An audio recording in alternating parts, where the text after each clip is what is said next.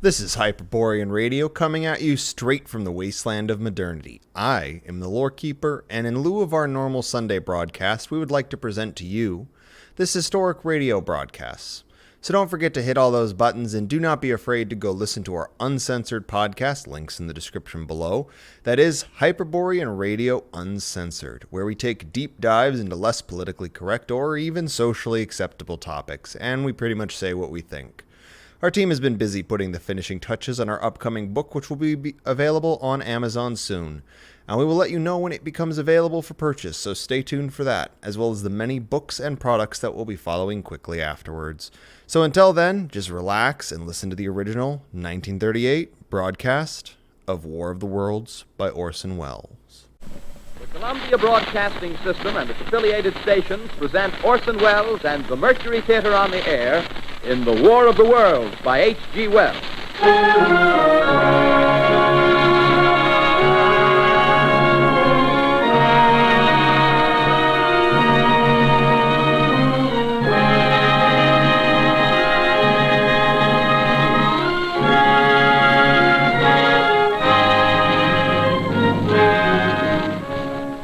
Ladies and gentlemen, the director of the Mercury Theater and star of these broadcasts, Orson Welles. We know now that in the early years of the 20th century, this world was being watched closely by intelligences greater than man's, and yet as mortal as his own.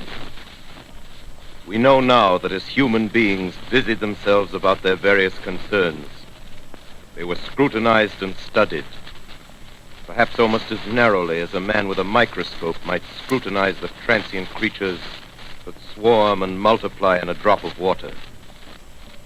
With infinite complacence, people went to and fro over the earth about their little affairs, serene in the assurance of their dominion over this small, spinning fragment of solar driftwood, which by chance or design, man has inherited out of the dark mystery of time and space.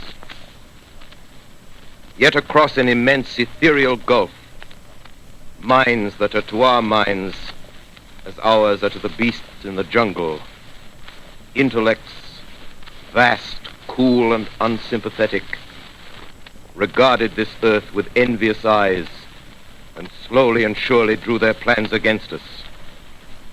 In the 39th year of the 20th century came the Great Disillusionment. Near the end of October, business was better. The war scare was over. More men were back at work. Sales were picking up. On this particular evening, October 30th, the Crosley service estimated that 32 million people were listening in on radios. Next 24 hours, not much change in temperature. A slight atmospheric disturbance of undetermined origin is reported over Nova Scotia, causing a low-pressure area to move down rather rapidly over the northeastern states, bringing a forecast of rain accompanied by winds of light gale force. Maximum temperature 66, minimum 48.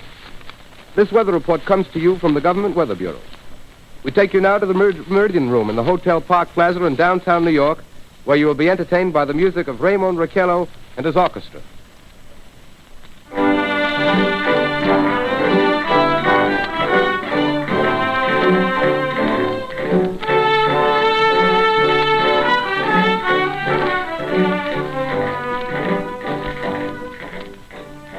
Good evening, ladies and gentlemen. From the Meridian Room in the Park Plaza Hotel in New York City, we bring you the music of Raymond Raquello and his orchestra. With a touch of the Spanish, Raymond Raquello leads off with La Comparsita.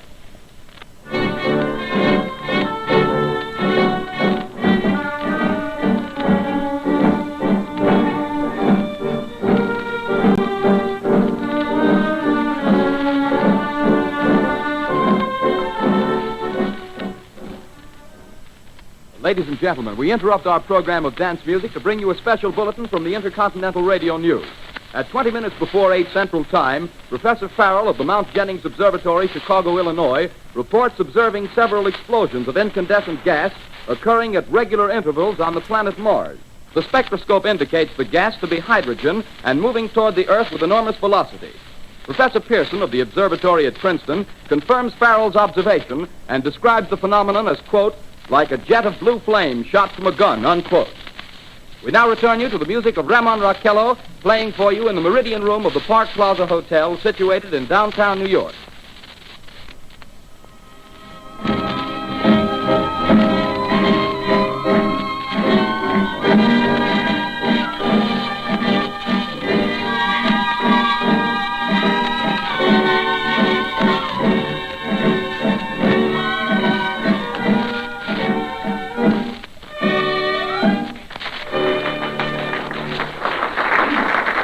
And now a tune that never loses favor, the ever-popular Stardust, Raymond Raquello and his orchestra.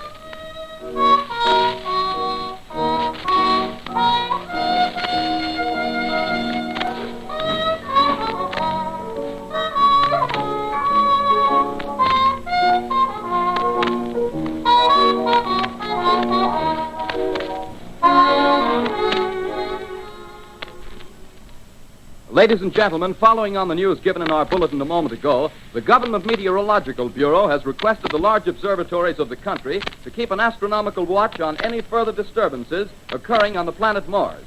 Due to the unusual nature of this occurrence, we have arranged an interview with the noted astronomer, Professor Pearson, who will give us his views on this event. In a few moments, we will take you to the Princeton Observatory at Princeton, New Jersey. We return you until then to the music of Ramon Raquello and his orchestra.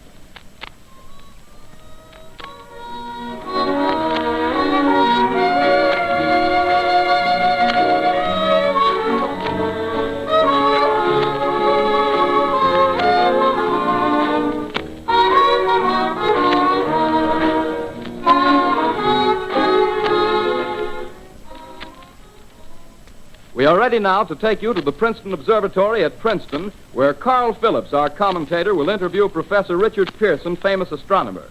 We take you now to Princeton, New Jersey. Good evening, ladies and gentlemen. This is Carl Phillips speaking to you from the observatory at Princeton. I'm standing in a large semicircular room, pitch black except for an oblong split in the ceiling. Through this opening, I can see a sprinkling of stars that cast a kind of frosty glow over the intricate mechanism of the huge telescope.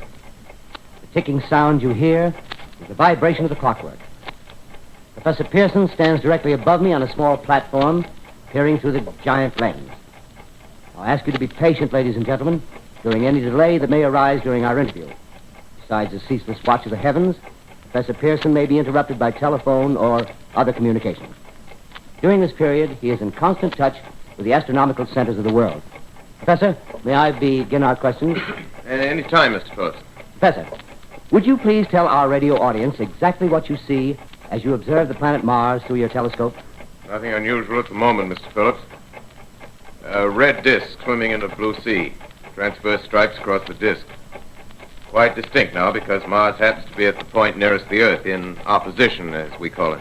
In your opinion, what do these transverse stripes signify, Professor Pearson? Not canals, I can assure you, Mr. Phillips. They... Although that's the popular conjecture of those who imagine Mars to be inhabited. From a scientific viewpoint, the stripes are merely the result of atmospheric conditions peculiar to the planet. Then you're quite convinced, as a scientist, that living intelligence as we know it does not exist on Mars? I should say the chances against it are 1,000 to 1. And yet, how do you account for these gas eruptions occurring on the surface of the planet at regular intervals? Phillips, I cannot account for it. By the way, Professor, for the benefit of our listeners, how far is Mars from the Earth? Approximately 40 million miles. Well, that seems a safe enough distance. Just a moment, ladies and gentlemen. Someone has just handed Professor Pearson a message. While he reads it, let me remind you that we are speaking to you from the observatory in Princeton, New Jersey, where we are interviewing the world-famous astronomer, Professor Pearson. One moment, please. Professor Pearson has passed me a message which he has just received. Professor, may I read the message to the listening audience? Certainly, Mr. Phillips. Ladies and gentlemen, I shall read you a wire addressed to Professor Pearson from Dr. Gray of the Natural History Museum, New York. Quote, 9:15 p.m. Eastern Standard Time. Seismograph registered shock of almost earthquake intensity occurring within a radius of 20 miles of Princeton. Please investigate. Signed, Lloyd Gray, Chief of Astronomical Division. Unquote. Professor Pearson, could this occurrence possibly have something to do with the disturbances observed on the planet Mars? Hardly, Mr. Phillips. This is probably a meteorite of unusual size, and its arrival at this particular time is merely a coincidence. However, we shall conduct a search as soon as daylight permits. Thank you, Professor. Ladies and gentlemen, for the past 10 minutes, we've been speaking to you from the observatory at Princeton, bringing you a special interview with Professor Pearson, noted astronomer. This is Carl Phillips speaking. We are returning you now to our New York studio.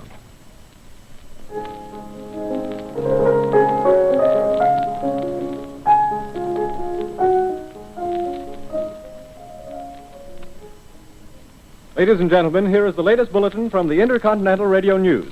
Toronto, Canada. Professor Morse of Macmillan University reports observing a total of 3 explosions on the planet Mars between the hours of 7:45 p.m. and 9:20 p.m. Eastern Standard Time. This confirms earlier reports received from American observatories. Now, nearer home, comes a special bulletin from Trenton, New Jersey. It is reported that at 8:50 p.m., a huge flaming object, believed to be a meteorite, fell on a farm in the neighborhood of Grover's Mill, New Jersey, 22 miles from Trenton. The flash in the sky was visible within a radius of several hundred miles, and the noise of the impact was heard as far north as Elizabeth. We have dispatched a special mobile unit to the scene, and we'll have our commentator, Carl Phillips, give you a word picture of the scene as soon as he can reach there from Princeton. In the meantime, we take you to the Hotel Martinet in Brooklyn, where Bobby Millett and his orchestra are offering a program of dance music.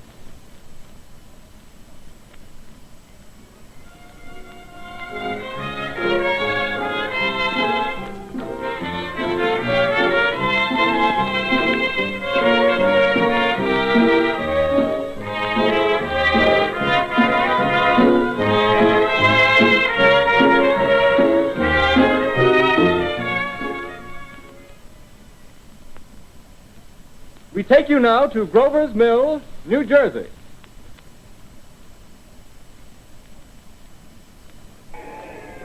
Ladies and gentlemen, this is Carl Phillips again, out at the Wilmot Farm, Grover's Mill, New Jersey.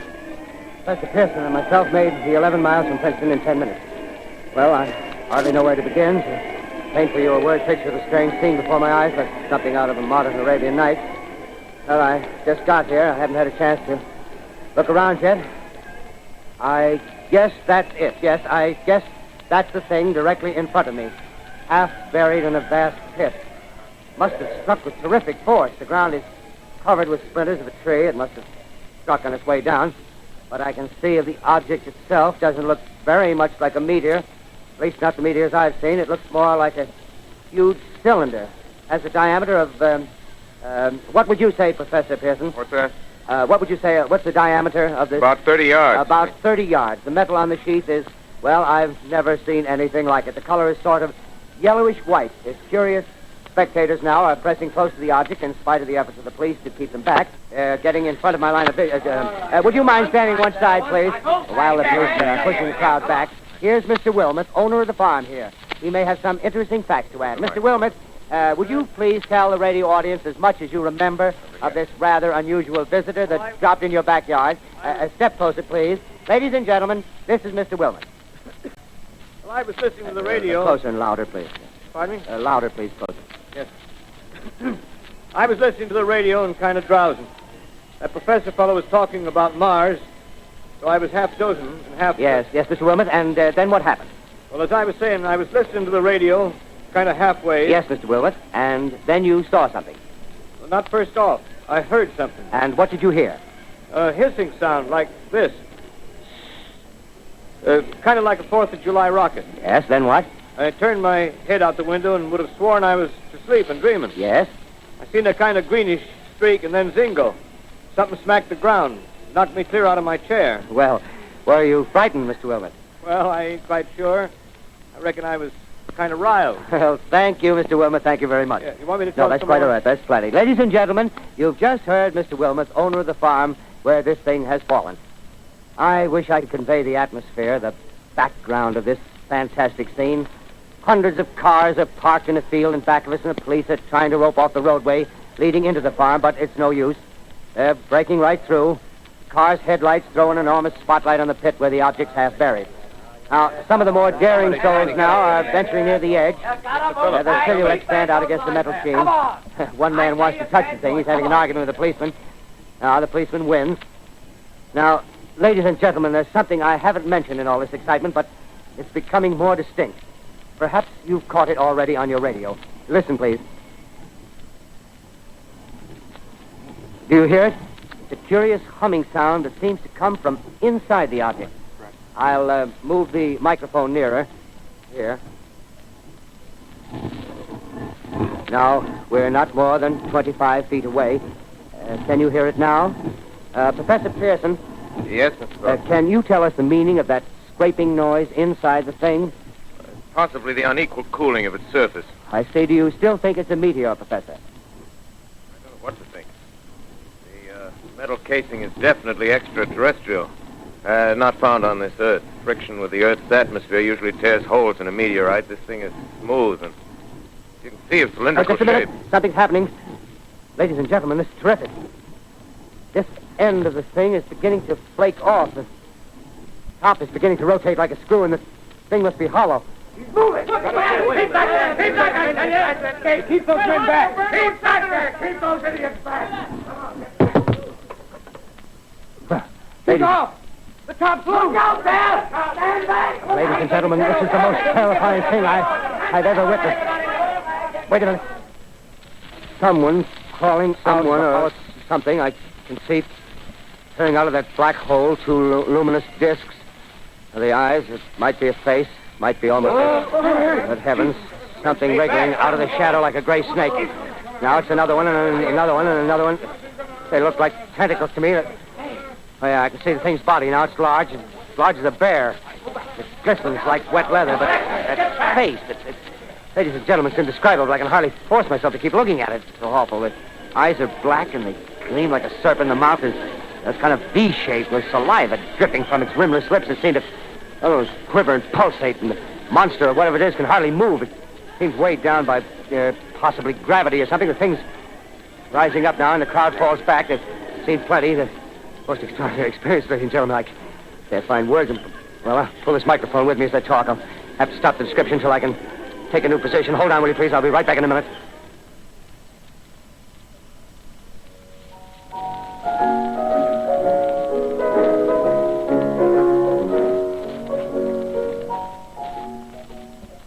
We are bringing you an eyewitness account of what's happening on the Wilmoth Farm, Grover's Mill, New Jersey.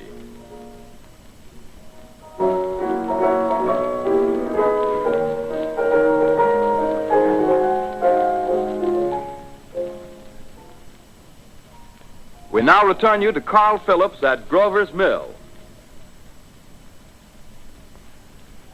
Ladies and gentlemen, Marion. Ladies and gentlemen, here I am, back of a stone wall that adjoins Mr. Wilmoth's garden. From here, I get a sweep of the whole scene. I'll give you every detail as long as I can talk and as long as I can see. There's more state police have arrived. They're drawing up a cordon in front of the pit. About 30 of them. No need to push the crowd back now. They're willing to keep their distance. The captain's conferring with someone. Can't quite see who. Oh, yes, I believe it's Professor Pearson. Yes, it is. Now they've parted, and the professor moves around one side, studying the object while the captain and two policemen advance with something in their hands. I can see it now. It's a white handkerchief tied to a pole. Flag of truce. If those creatures know what that means, what anything means. Wait a minute, something's happening. Humped shape is rising out of the pit. I can make out a small beam of light against a mirror. What's that? There's a jet of flame springing from the mirror, and it leaps right at the advancing men. It strikes them head on.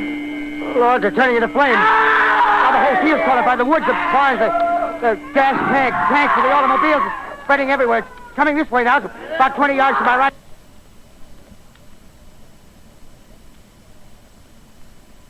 Ladies and gentlemen, due to circumstances beyond our control, we are unable to continue the broadcast from Grover's Mill.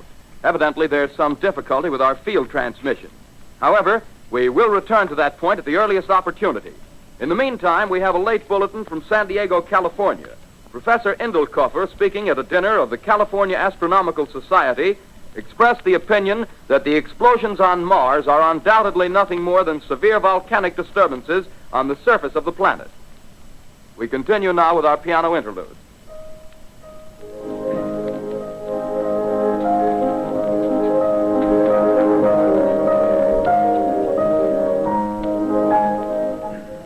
Ladies and gentlemen, I've just been handed a message that came in from Grover's Mill by telephone. Just one moment, please. At least 40 people, including 6 state troopers, lie dead in a field east of the village of Grover's Mill. Their bodies burned and distorted beyond all possible recognition. The next voice you hear will be that of Brigadier General Montgomery Smith, commander of the state militia at Trenton, New Jersey. I have been requested by the governor of New Jersey to place the counties of Mercer and Middlesex as far west as Princeton and east to Jamesburg under martial law. No one will be permitted to enter this area except by special pass issued by state or military authorities. 4 companies of state militia are proceeding from Trenton to Grover's Mill and will aid in the evacuation of homes within the range of military operations. Thank you. You have just been listening to General Montgomery Smith, commanding the state militia at Trenton. In the meantime, further details of the catastrophe at Grover's Mill are coming in. The strange creatures, after unleashing their deadly assault, crawled back in their pit and made no attempt to prevent the efforts of the firemen to recover the bodies and extinguish the fire. The combined fire departments of Mercer County are fighting the flames which menace the entire countryside. We have been unable to establish any contact with our mobile unit at Grover's Mill, but we hope to be able to return you there at the earliest possible moment. In the meantime, we take you to... Just one moment, please. Ladies and gentlemen, I have just been informed that we have finally established communication with an eyewitness of the tragedy. Professor Pearson has been located at a farmhouse near Grover's Mill, where he has established an emergency observation post. As a scientist, he will give you his explanation of the calamity. The next voice you hear will be that of Professor Pearson, brought to you by direct wire. Professor Pearson. Of the creatures in the rocket cylinder at Grover's Mill, I can give you no authoritative information either as to their nature, their origin, or their purposes here on Earth. Of their destructive instrument, I might venture some conjectural explanation. For want of a better term, I shall refer to the mysterious weapon as a heat ray.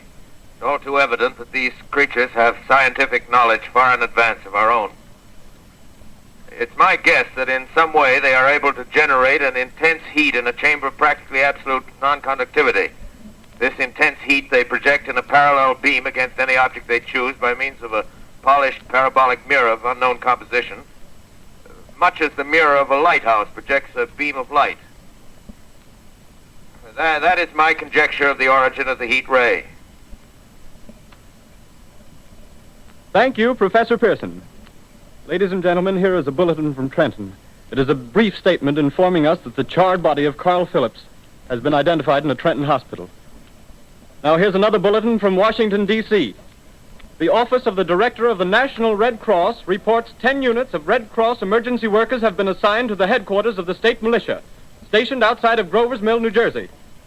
Here's a bulletin from State Police, Princeton Junction. The fires at Grover's Mill and vicinity are now under control. Scouts report all quiet in the pit, and there is no sign of life appearing from the mouth of the cylinder. Now, ladies and gentlemen, we have a special statement from Mr. Harry McDonald, Vice President in charge of operations. We have received a request from the state militia of Trenton to place at their disposal our entire broadcasting facilities. In view of the gravity of the situation, and believing that radio has a responsibility to serve in the public interest at all times, we are turning over our facilities to the state militia at Trenton. We take you now to the field headquarters of the state militia near Grover's Mill, New Jersey. This is Captain Lansing of the Signal Corps, attached to the state militia, now engaged in military operations in the vicinity of Grover's Mill. Situation arising from the reported presence of certain individuals of unidentified nature is now under complete control. The cylindrical object, which lies in a pit directly below our position, surrounded on all sides by 8 battalions of infantry, without heavy field pieces, but adequately armed with rifles and machine guns. All cause for alarm, if such cause ever existed, is now entirely unjustified. Things, whatever they are, do not even venture to poke their heads above the pit. I can see their hiding place plainly in the glare of the searchlights here. With all their reported resources, these creatures can scarcely stand up against heavy machine gun fire. Anyway, it's an interesting outing for the troops. I can make out their khaki uniforms crossing back and forth in front of the lights. Looks almost like a real war. There appears to be some slight smoke in the woods bordering the Millstone River, probably fire started by campers. Well, we ought to see some action soon. One of the companies is deploying on the left flank. A quick thrust and it'll all be over. Now, wait a minute. I see something on top of the cylinder. No, it's nothing but a shadow. Now the troops are on the edge of the Wilmoth farm. 7,000 armed men closing in on an old metal tube. A tub, rather. Well, wait, that wasn't a shadow. It's something moving. Solid metal, kind of a shield-like affair rising up out of the cylinder. It's going higher and higher. What? It's standing on legs, actually rearing up on a sort of metal framework. Now it's reaching above the trees and the searchlights are on it. Hold on.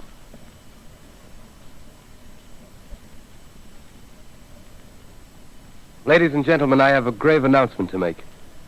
Incredible as it may seem, both the observations of science and the evidence of our eyes lead to the inescapable assumption that those strange beings who landed in the Jersey farmlands tonight are the vanguard of an invading army from the planet Mars. The battle which took place tonight at Grover Mills has ended in one of the most startling defeats ever suffered by an army in modern times. 7,000 men armed with rifles and machine guns pitted against a single fighting machine of the invaders from Mars. 120 known survivors.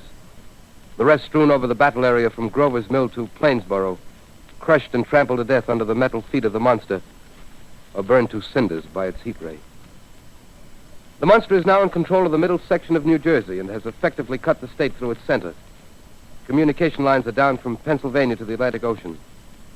Railroad tracks are torn and service from New York to Philadelphia discontinued, except routing some of the trains through Allerton and Phoenixville. Highways to the north, south, and west are clogged with frantic human traffic.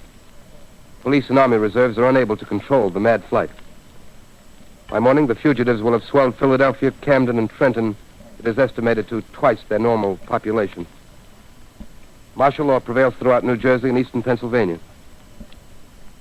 At this time, we take you to Washington for a special broadcast on the national emergency. The Secretary of the Interior.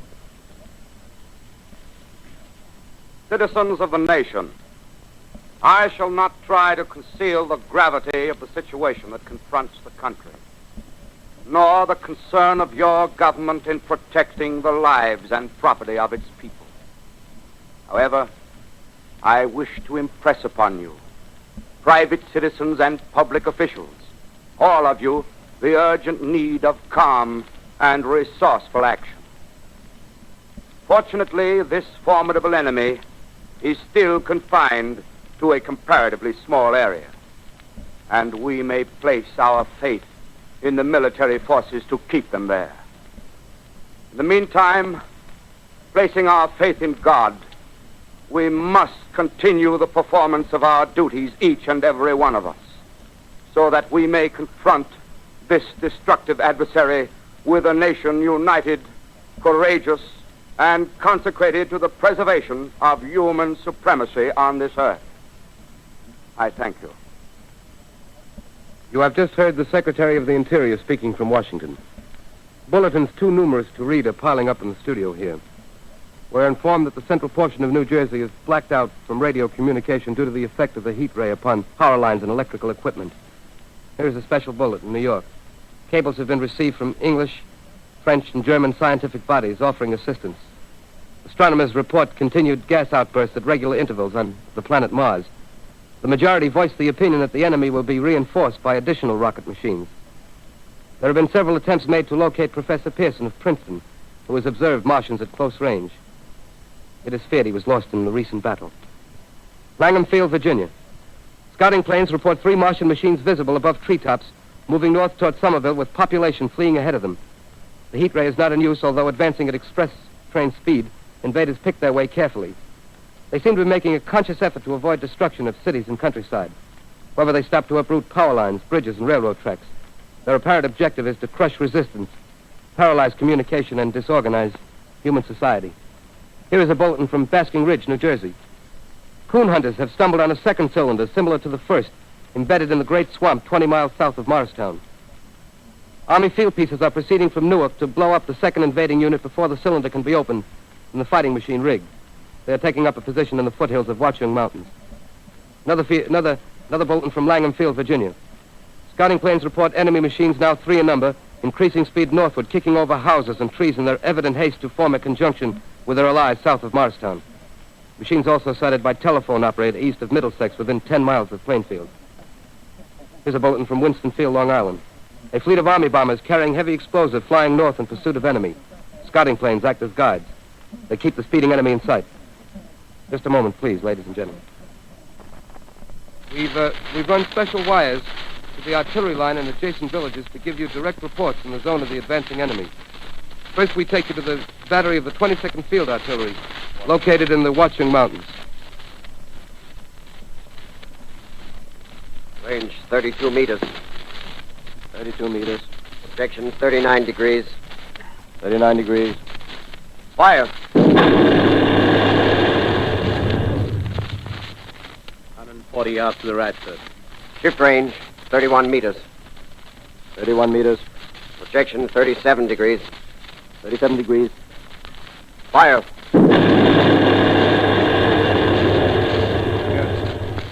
Hit, sir. Got the tripod of one of them. They've stopped. The others are trying to repair it. Quick, get the range. Shift 30 meters. 30 meters. Projection 27 degrees. 27 degrees. Fire.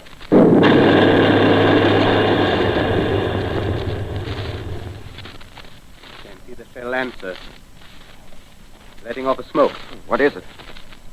Black smoke, sir. Moving this way. Flying close to the ground. Moving fast. Put on gas masks. Get ready to fire. Shift to 24 meters. 24 meters. Projection 24 degrees. 24 degrees. Fire.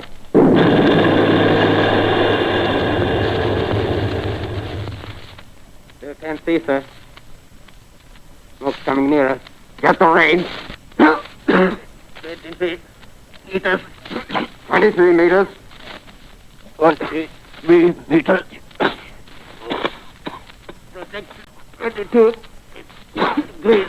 22 degrees.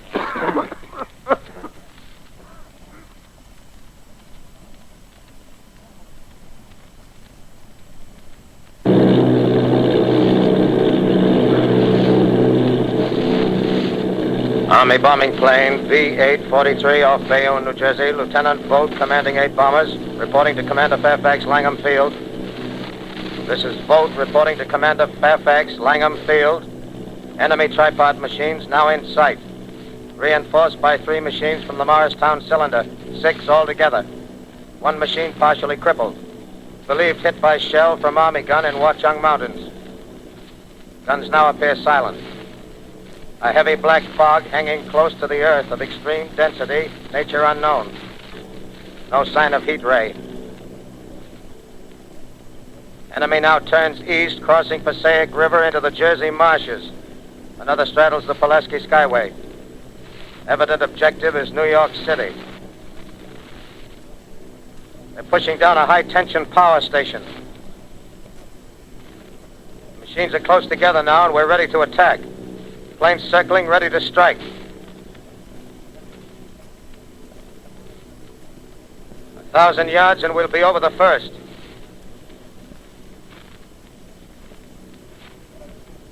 $800 yards.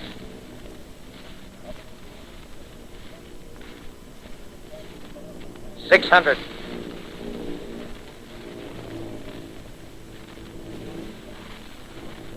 $400. 200. There they go. The giant arm raised. Green flash. They're spraying us with flame. 2,000 feet. Engines are giving out. No chance to release bombs. Only one thing left. Drop on them, plane and all. We're diving on the first one. Now the engine's gone. 8.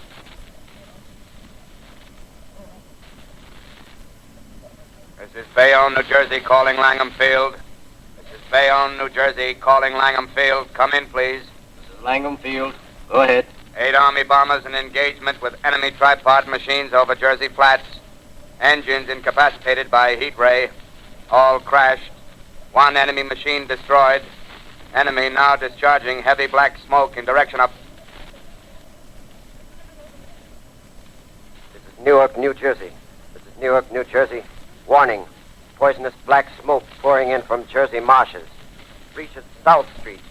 Gas masks useless. Urge population to move into open spaces. Automobiles use routes 7, 23, 24.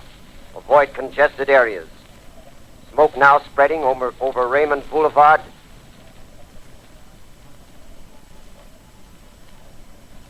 Two X2L calling CQ, 2X2L calling CQ, 2X2L calling 8X3R. Come in, please. This is 8X3R coming back at 2X2L. How's reception? How's reception? K, please.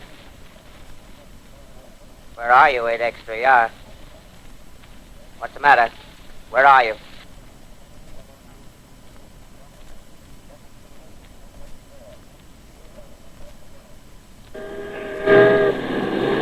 I'm speaking from the roof of Broadcasting Building. I'm speaking from the roof of Broadcasting Building, New York City. The bells you hear are ringing to warn the people to evacuate the city as Martians approach. Estimated in the last 2 hours, 3 million people have moved out along the roads to the north. Hutchison River Parkway is still kept open for motor traffic. Avoid bridges to Long Island, hopelessly jammed. All communication with Jersey Shore closed 10 minutes ago. No more defenses. Our army is wiped out. Artillery, Air Force, everything wiped out. This may be the last broadcast. We'll stay here to the end. People are holding service here below us in the cathedral. Now I look down the harbor, all manner of boats, overloaded with fleeing population, pulling out from docks. Streets are all jammed. Noise in crowds like New Year's Eve in city. Wait a minute, the enemy is now in sight above the Palisades. Five great machines. First one is crossing the river. I can see it from here, wading the Hudson like a man wading through a brook. A bulletin is handed me. Martian cylinders are falling all over the country. One outside of Buffalo, one in Chicago, St. Louis. Seem to be timed and spaced. Now the first machine reaches the shore. He stands watching, looking over the city. Steel cowlish head is even with the skyscrapers. He waits for the others. They rise like a line of new towers on the city's west side. Now they're lifting their metal hands. This is the end now. Smoke comes out, black smoke drifting over the city. People in the streets see it now. They're running toward the East River, thousands of them, dropping in like rats. Now the smoke's spreading faster. It's reached Times Square. People are trying to run away from it, but it's no use. They're falling like flies. Now the smoke's crossing 6th Avenue. 5th Avenue. 100 yards away. It's 50 feet.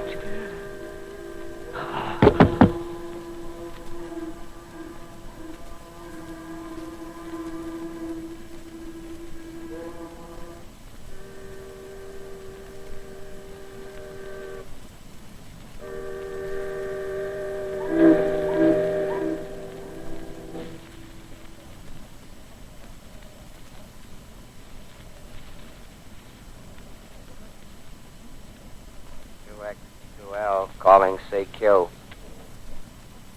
2X2L calling CQ.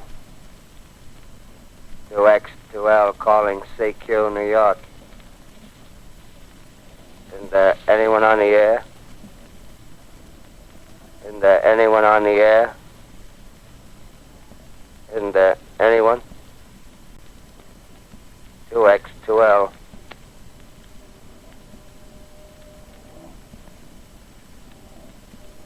You are listening to a CBS presentation of Orson Welles and the Mercury Theater on the Air in an original dramatization of The War of the Worlds by H.G. Wells. The performance will continue after a brief intermission. This is the Columbia Broadcasting System. The War of the Worlds by H.G. Wells, starring Orson Welles and the Mercury Theater on the Air.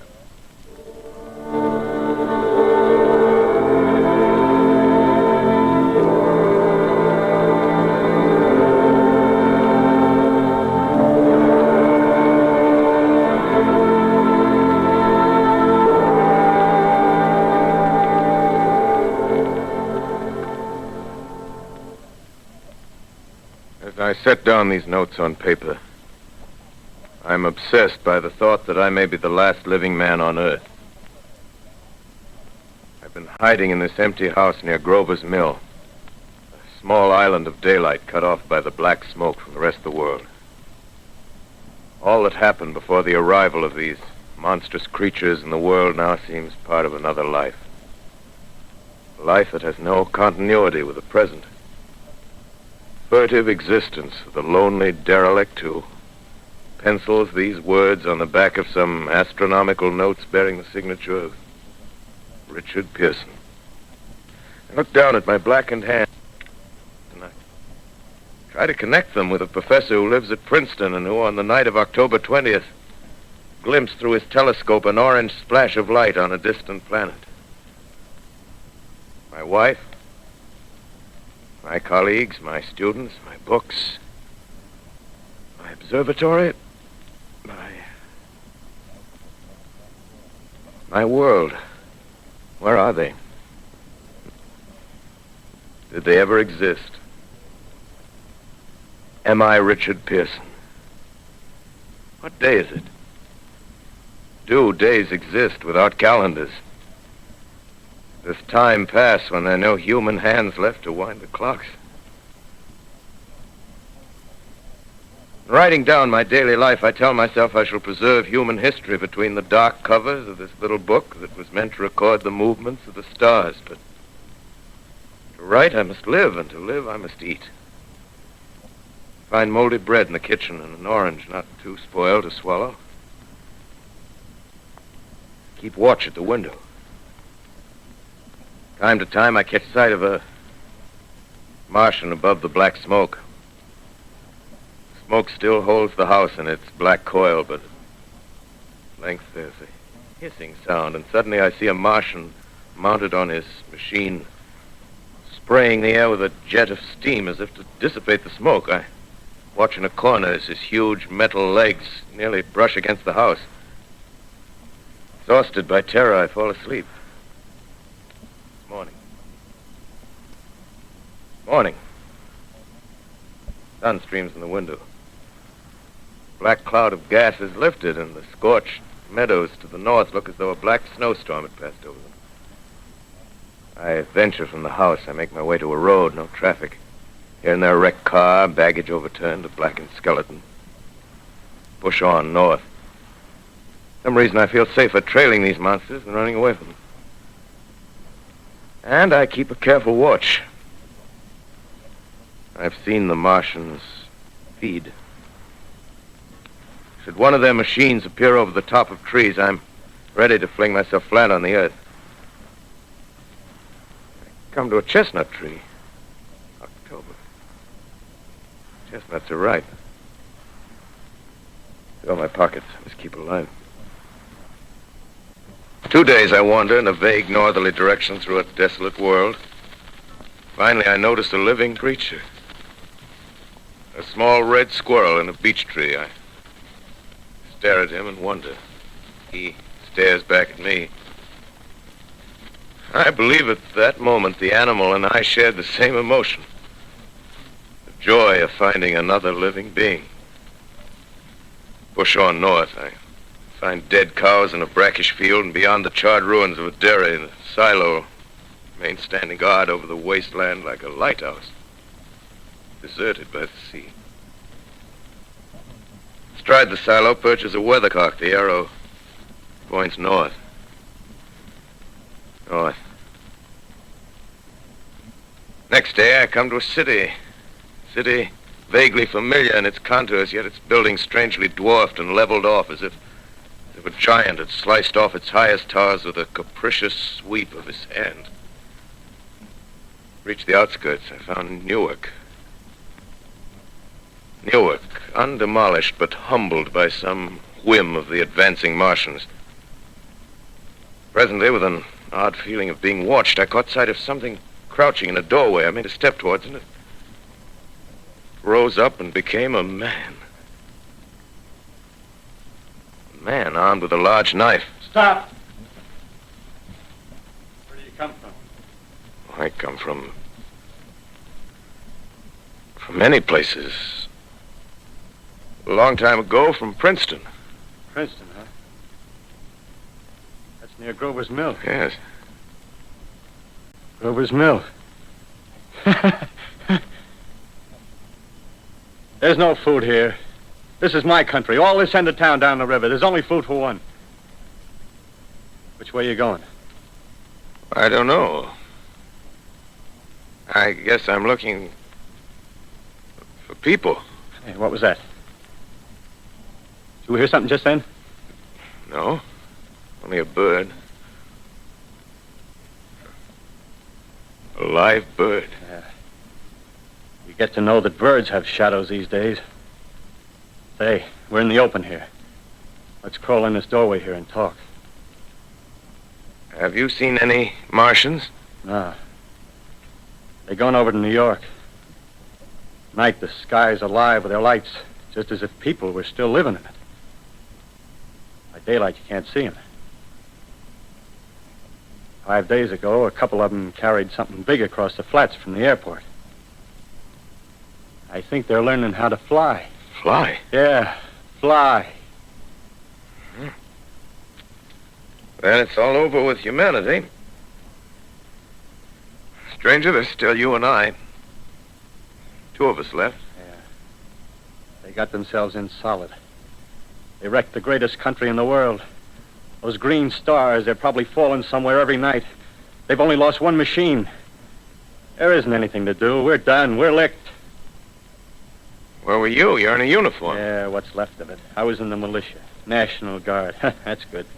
There wasn't any war. Any more than there's war between men and ants. Yes, but we're eatable ants. I found that out. What'll they do to us? I thought it all out. Right now, we're caught as we're wanted. The Martian only has to go a few miles to get a crowd on the run. But they won't keep on doing that. They'll begin catching us systematic, like keeping the best and storing us in cages and things. They haven't begun on us yet. Not begun? Not begun. All that's happened so far is because we don't have sense enough to keep quiet. Bothering them with guns and such stuff and losing our heads and rushing off in crowds. No, instead of our rushing around blind, we gotta fix ourselves up according to the way things are now. Cities, nations, civilization, progress. Yes, but if that's so, what is there to live for? Well, there won't be any more concerts for 1,000,000 years or so, and no nice little dinners at restaurants. If it's amusement you're after, I guess the game's up. What is there left? Life, that's what. I want to live. Yeah, and so do you. We're not going to be exterminated. And I don't mean to be caught either. Tamed and fattened and bred like an ox. What are you going to do? I'm going on. Right under their feet. I got a plan. We men as men, we're finished. We don't know enough. We got to learn plenty before we get a chance. We've got to live and keep free while we learn, see? I've thought it all out, see? Well, tell me the rest. Well, it isn't all of us that are made for wild beasts. That's what it got to. That's what it got to be. That's why I watched you. Watched you. All those little office workers that used to live in these houses. They be no good. They haven't any stuff in them. They used to run off to work. I've seen hundreds of them running to catch their commuter's train in the morning, afraid they'd get canned if they didn't. Running back at night, afraid they wouldn't be in time for dinner. Lives insured and a little invested in case of accidents. Yeah, and on Sundays, worried about the hereafter. Well, the Martians, they'll be a godsend for those guys. Nice roomy cages, good food, careful breeding, no worries. Yeah, after a week or so of chasing around the fields on empty stomachs, they'll come and be glad to be caught. You've thought it all out, haven't you? Sure, you bet I have. That isn't all. These Martians are going to make pets of some. Train them to do tricks. Who knows, get sentimental over the pet boy who grew up and had to be killed. Yeah, and some maybe, they'll train to hunt us. Oh, no, it's impossible. Human Yes, beings. they will. There's men who do it gladly. One of them ever comes after me, by... In the meantime,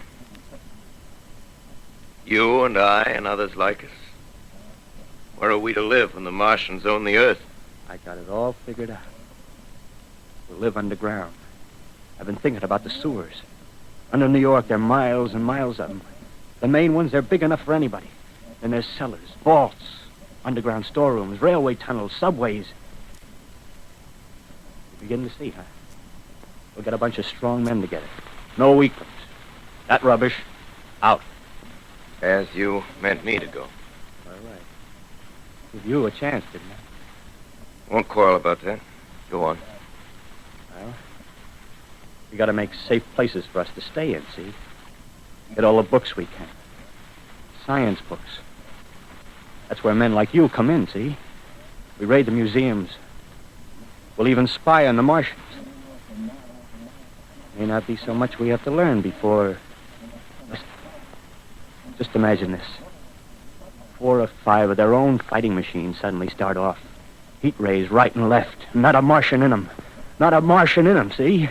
But men. Men who've learned the way how. May even be in our time. Gee. Imagine having one of them lovely things with its heat ray wide and free. We'd turn it on Martians. We'd turn it on men. We'd bring everybody down on their knees. That's your plan. Yeah. You. Me. You more of us.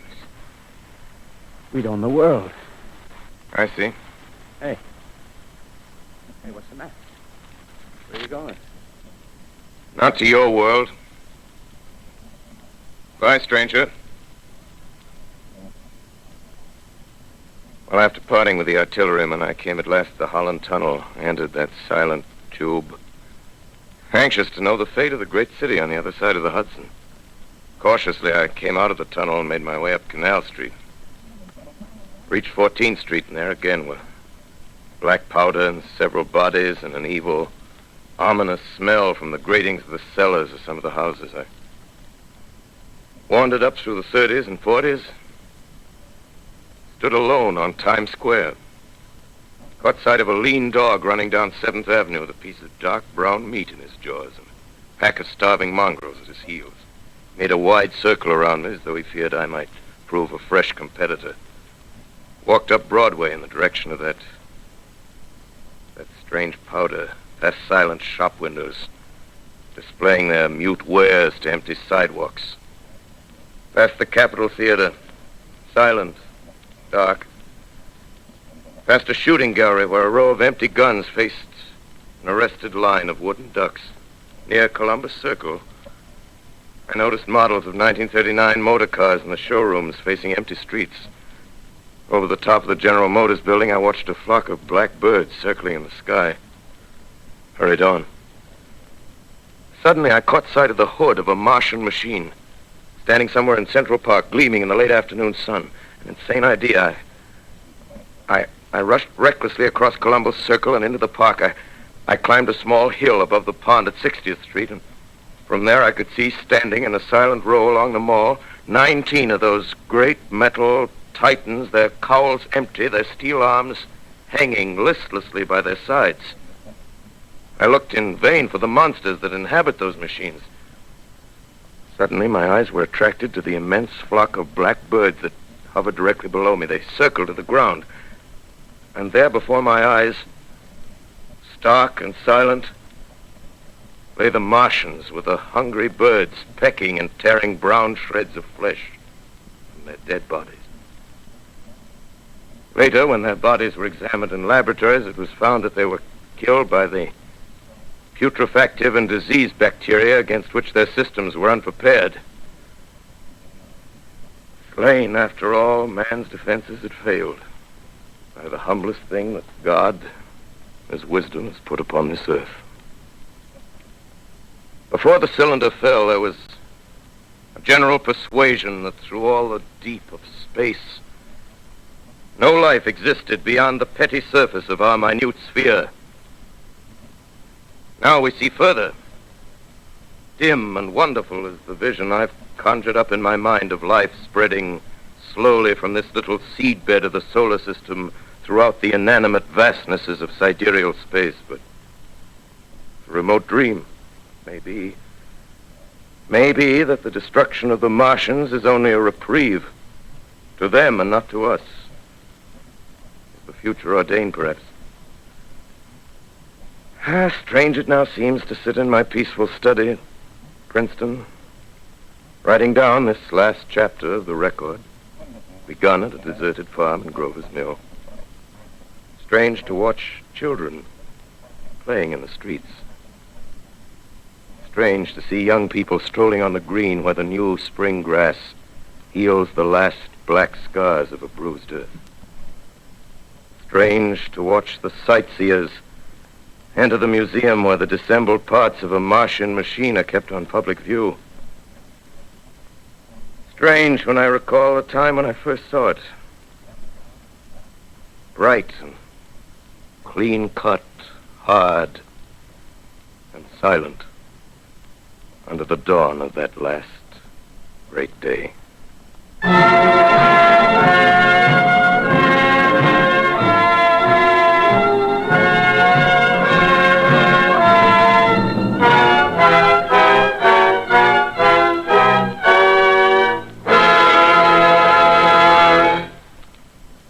This is Orson Welles, ladies and gentlemen. Out of character, to assure you that the War of the Worlds has no further significance than as the holiday offering it was intended to be. The Mercury Theater's own radio version of dressing up in a sheet and jumping out of a bush and saying boo. Starting now, we couldn't soap all your windows and steal all your garden gates by tomorrow night, so we did the best next thing. We annihilated the world before your very ears and utterly destroyed the CBS. You will be relieved, I hope, to learn that we didn't mean it, and that both institutions are still open for business. So goodbye, everybody, and remember, please, for the next day or so, the terrible lesson you learned tonight. That grinning, glowing, globular invader of your living room is an inhabitant of the pumpkin patch, and if your doorbell rings and nobody's there, that was no Martian, it's Halloween.